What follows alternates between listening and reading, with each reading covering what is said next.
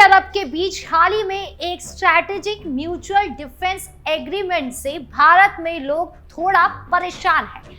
Media, राजनीतिक विश्लेषक और आम जनता सभी के मन में ये सवाल है कि आखिर इस समझौते का भारत पर क्या असर होगा। समझौते में जो सबसे बड़ी बात कही गई है वो ये है कि अगर किसी एक देश पर हमला होता है तो इससे दोनों देशों पर हमला माना जाएगा। सुनते ही लोगों के दिमाग में ऑपरेशन सिंदूर जैसे परिस्थितियां आने लगी है। क्या ये एग्रीमेंट भारत के खिलाफ कोई नई रणनीति की शुरुआत है? फिलहाल इसका जवाब साफ है कि जितनी चिंता दिख रही है असलियत में उतनी गंभीर है नहीं।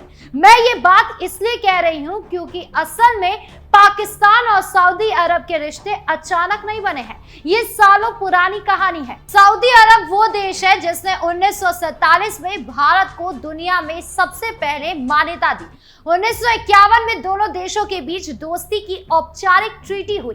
पाकिस्तान और सऊदी अरब दोनों मुस्लिम देश है, इसलिए ये तालमेल स्वाभाविक भी लगता है। 1960 में पाकिस्तान की सेना ने वहां जाकर सऊदी सैनिकों को ट्रेनिंग देना शुरू किया। पाकिस्तान के अफसर और सैनिक सऊदी अरब में जाकर वहां की सेना को आधुनिक युद्ध तकनीक सिखाते रहे। लेकिन अब सवाल उठता है कि इस समझौते की टाइमिंग क्या है? आखिर क्यों सऊदी अरब ने पाकिस्तान के साथ ये रक्षा समझौता किया? इसका जवाब खाड़ी और पश्चिम एशिया की बदलती सुरक्षा स्थिति में छिपा है। 9 सितंबर 2025 को इजराइल ने कतर पर हमला किया। यह हमला एकदम असामान्य था। कतर में आमतौर पर युद्ध या विवाद सुलझाने की बातचीत होती है। अफगानिस्तान में युद्ध के दौरान भी कतर को मध्यस्थ के रूप में देखा गया था, लेकिन इस बार इजराइल ने खुलकर हमला किया और साफ कर दिया कि दुश्मन जहां भी होगा वहां हमला होगा। खाड़ी के देश और अरब देशों में ये खबर एक तरह से चिंता की घंटी बन गई है। अमेरिकी प्रक्रिया भी खास नहीं थी और इससे पता चला कि अब अमेरिकी सुरक्षा की छत्रछाया हमेशा के लिए मौजूद नहीं है। इसका मतलब साफ है कि अब खाड़ी के देशों को अपनी सुरक्षा खुद सुनिश्चित करनी होगी। लेकिन सवाल यह है कि पाकिस्तान इस स्थिति का फायदा कैसे उठाएगा और भारत को किस हद तक ये प्रभावित कर सकता है। तो हमें चिंता करने की जरूरत इसलिए नहीं है कि यहाँ हमारे देश की स्थिति बहुत मजबूत है। ऑपरेशन सिंदूर ने पाकिस्तान के परमाणु क्षमताओं पर बड़ा आघात किया। पाकिस्तान की न्यूक्लियर फैसिलिटी पर हमला इतना सटीक और गंभीर था कि उसे सही स्थिति में लाने में कई साल लग सकते हैं। अमेरिका ने नूर खान एयरबेस पर होने वाली मरम्मत के लिए भी अपने उपकरण भेजे और ये साफ कर दिया कि पाकिस्तान अकेले ही इस दिशा में सक्षम नहीं है। इस पूरे ऑपरेशन ने पाकिस्तान की रणनीतिक ताकत को कमजोर किया और भारत की सैन्य और खुफिया क्षमताओं को साबित किया। सऊदी अरब के लिए भी अब ये समझौता कोई खतरे की घंटी नहीं है। उन्होंने स्पष्ट किया है कि ये समझौता किसी तीसरे देश या भारत के खिलाफ नहीं है। इसका मकसद पाकिस्तान की सुरक्षा को सुनिश्चित करना है, ना कि भारत के खिलाफ कोई कार्रवाई करना। सऊदी अरब और भारत के बीच आर्थिक रिश्ते बहुत मजबूत है। भारत उसके लिए दूसरा सबसे बड़ा व्यापारिक साझेदार है और भारत के लिए सऊदी अरब 5वां सबसे बड़ा। वित्त वर्ष 2023 से 2024 में दोनों देशों का द्विपक्षीय व्यापार करीब 43 अरब डॉलर रहा, जिसमें भारतीय निर्यात 11.5 अरब और आयात 31.4 अरब डॉलर रहा। यह साफ संकेत है कि सऊदी अरब को भारत से दोस्ती में ज्यादा फायदा है, दुश्मनी में नुकसान ही नुकसान है।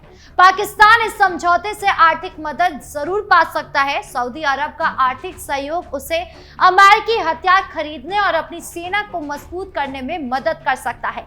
लेकिन यह समझना जरूरी है कि सऊदी अरब किसी भी स्थिति में भारत के खिलाफ कदम नहीं उठाएगा। उसकी प्राथमिकता अपनी सुरक्षा और आर्थिक फायदे को सुनिश्चित करना है।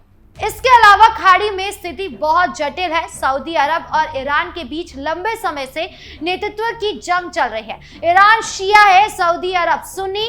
दोनों इस्लामी दुनिया में अपना प्रभाव चाहते हैं। ईरान अपने न्यूक्लियर प्रोग्राम पर काम कर रहा है और अगर वो परमाणु संपन्न देश बन जाता है तो खाड़ी के देशों के लिए खतरा बढ़ जाएगा।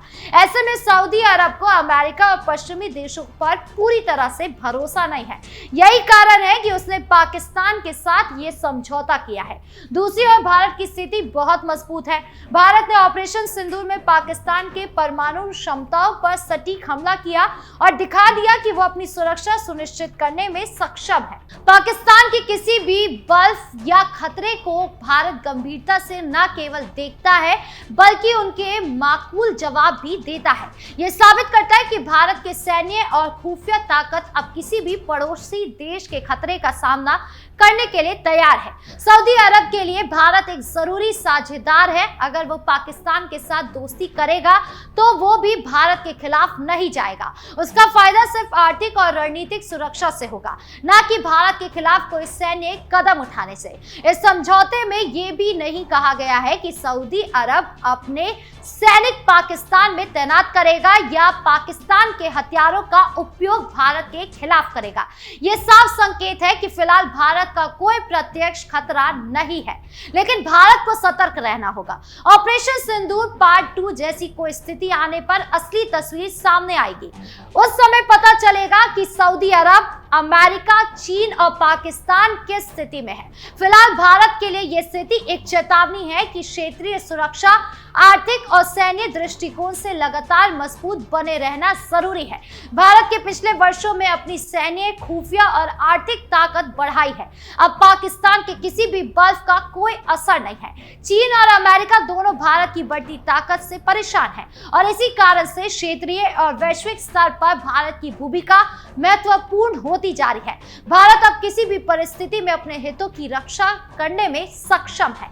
तो कुल मिलाकर देखें तो सऊदी अरब और पाकिस्तान के बीच जो नया रक्षा समझौता हुआ है उसे लेकर भले ही कुछ लोग भारत के लिए खतरे की घंटी बजा रहे हैं, लेकिन हकीकत यह है कि फिलहाल भारत को इस समझौते से कोई सीधा या गंभीर खतरा नहीं है। यह समझौता पाकिस्तान के लिए थोड़ी राहत और आर्थिक मदद ला सकता है, लेकिन भारत की बढ़ती ताकत और उसके सैन्य क्षमताओं के सामने ये केवल प्रतीकात्मक है। भारत आज सिर्फ क्षेत्र में ही नहीं बल्कि वैश्विक मंच पर भी एक मजबूत शक्ति बन चुका है। हमारी सेना प्रशिक्षित, आधुनिक हथियारों से लैस और हर स्थिति के लिए तैयार है। ऑपरेशन सिंदूर जैसे अभियान ने यह साबित कर दिया है कि भारत किसी भी तरह के खतरे का सामना कर सकता है और पड़ोसी देशों के बल्फों को बेअसर कर सकता है। इस मामले में ट्रंप का एंगल भी कम दिलचस्प नहीं है। ट्रंप पिछले कई महीनों से पाकिस्तान को लेकर भी और अपने मामले में भी व्यापार या अन्य मुद्दे पर भारत पर दबाव डालने की कोशिश करते हैं। कई बार देखा गया है कि ट्रंप भारत को झुकाने की कोशिश करते रहे, लेकिन भारत ने कभी सरेंडर नहीं किया। प्रधानमंत्री मोदी ने हर बार अपनी रणनीति और राष्ट्रीय हितों को पहले रखा और भारत ने अपनी ताकत और आत्मनिर्भरता दिखाते हुए किसी भी तरह का समझौता या कमी नहीं दिखाई। सऊदी अरब भी यही समझता है। वो जानता है कि भारत से दोस्ती करना ज्यादा फायदेमंद है क्योंकि दुश्मनी सिर्फ नुकसान ही दे सकती है। पाकिस्तान चाहे जितना भी सऊदी अरब से समर्थन हासिल करे, वो भारत के सामने सीधे मुकाबले की स्थिति में नहीं आ सकता। संक्षेप में कहे तो भारत की स्थिति बेहद मजबूत है। हमारी सेना, हमारी आर्थिक ताकत और हमारी रणनीतिक समझ इतनी प्रबल है कि किसी भी पड़ोसी देश या गठबंधन का कोई भी बल्फ काम नहीं करेगा। हमें सतर्क रहना जरूरी है, लेकिन घबराने की बिल्कुल जरूरत नहीं है। भारत अपने हितों, अपनी सुरक्षा और पूरे क्षेत्र की स्थिरता के लिए पूरी तरह तैयार है। आज भारत दुनिया को यह संदेश दे रहा है कि हम मजबूत हैं, हम सतर्क हैं और किसी के डर की हमें जरूरत नहीं। ना पड़ोसी बल्फ हमारे सामने टिक सकते हैं, ना कोई अमेरिकी दबाव हमें झुका सकता है। आपकी इस पूरे मामले को लेकर क्या राय है, कमेंट बॉक्स में जरूर बताएं। धन्यवाद।